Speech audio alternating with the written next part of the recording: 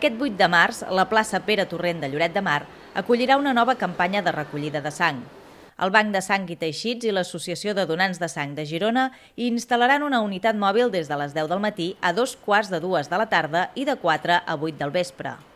Al llarg de tot el dia hi haurà diferents activitats infantils en les que hi col·laborarà el Parc de Bombers de Lloret de Mar. Pot ser donant de sang qualsevol persona sana entre 18 i 65 anys i que pesi més de 50 quilos.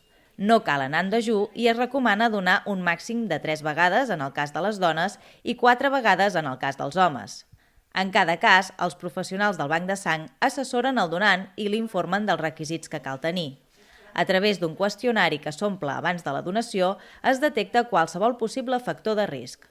8 de març del 2016, campanya de recollida de sang a Lloret de Mar, a la plaça Pere Torrent.